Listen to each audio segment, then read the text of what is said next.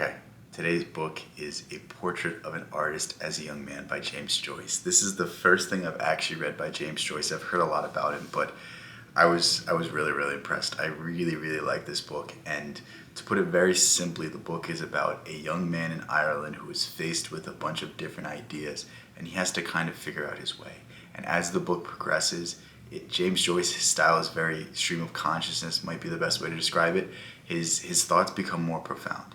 He begins to figure out who he is more and more, and the words that are used, the thoughts, the ideas, the conceptions, they become more and more precise, and it really lends to the title, A Portrait. As the book progresses, as you get further and further into the pages, the picture gets more and more clear. So it's almost as if the entire book is the painting. It's a very cool concept, and it's a very cool idea, and you can definitely tell that James Joyce was writing something that was not meant to be understood on first reading. And that's the greatest part about this book, is like, I'm telling you, I'm gonna have to reread it 10 more times to really pick up everything. And it's very rare where I say I have to go back to a book. It's very rare where I don't pick up 80-90% of the details and want to go back, because I can go back, I can go spend my time reading this, and I might gain something, but I would much rather spend it reading something new. But for this one, I think there's so many layers to this book. It's like an onion, as Shrek describes himself.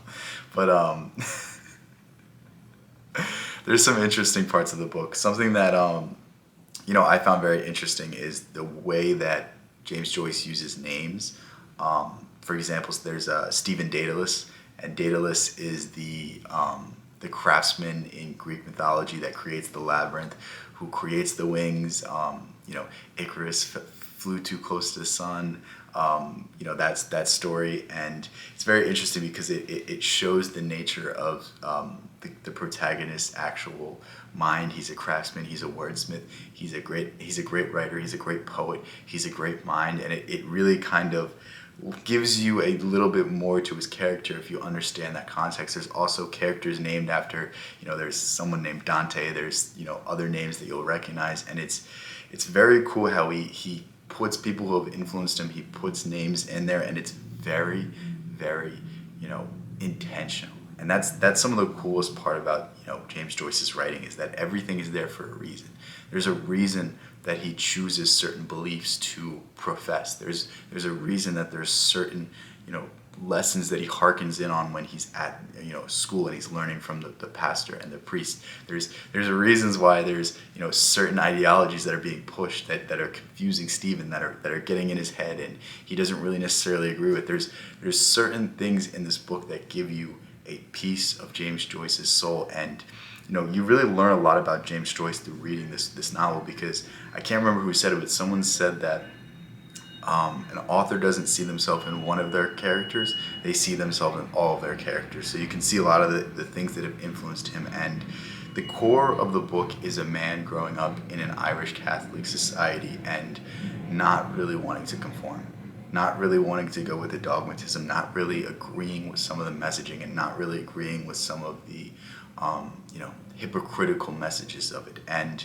you see early on when he's at dinner and they're talking about politics, and one person is advocating that the church should be involved in politics, and the other is saying that the church should never be involved in politics, and he's like, I don't really understand it. And the whole point of it is, like, as an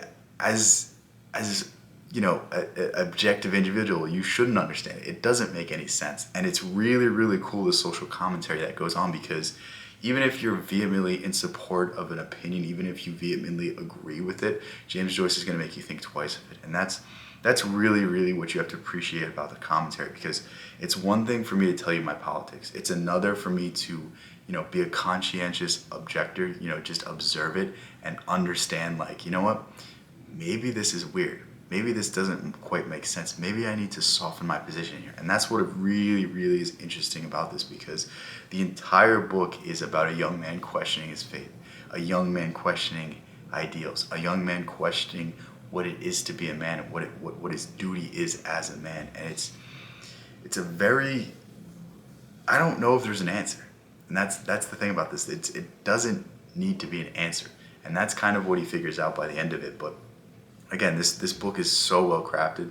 This book is so interesting, and if you like poetry, you're going to like this book. But if you don't like poetry, I don't think you should pick it up, because it's very interpretive. It's very poetic. It's very, open-ended, and it's not as concrete, and it's not told in a manner that you've ever read a story of, unless you've read other James Joyce works. So very, very good book. I really suggest picking it up if you like, something of the likes of Dostoevsky, something of the likes of Kafka, because it's its own uniqueness in that sense. It has its own style, its own quirks, and I'm probably going to pick up Ulysses. I'm probably going to pick up Finnegan's Wake very, very soon, because I really like this book so much. But yeah, I was thoroughly impressed. I'm very excited to learn more about James Joyce, to even go through some of the things I picked up from it, and see what other people picked up from it as well, because this is a book that I feel like there's entire college dissertations on. This is a book that I feel like has been discussed since the day it was released, and that's really, really cool to me, because a book that has a different interpretation for absolutely everyone, isn't that the coolest thing to say? Isn't that the most interesting and the most unique book? Like, you read Lord of the Rings, you know what it's about. You read certain books, oh, this is the theme, or this is the theme, but like, I'm telling you, there's single sentences in this book that have been picked apart since the day it was written. It's such a cool idea, it's such a cool concept, and yeah, I'm really impressed with this. I'm really inspired by this, and if you liked anything I said in the video, I promise you should pick this book up, because it's far beyond anything I could express. It's far beyond any sort of flowers I could give this book, because this is genuinely one of the best books I've ever read. And if you really give it a chance, and you really just take it for what it is, I think you're gonna have fun with it as well. I will link this book in the description. I love you guys so much. Thank you guys so much. Peace out. Catch you in the next one.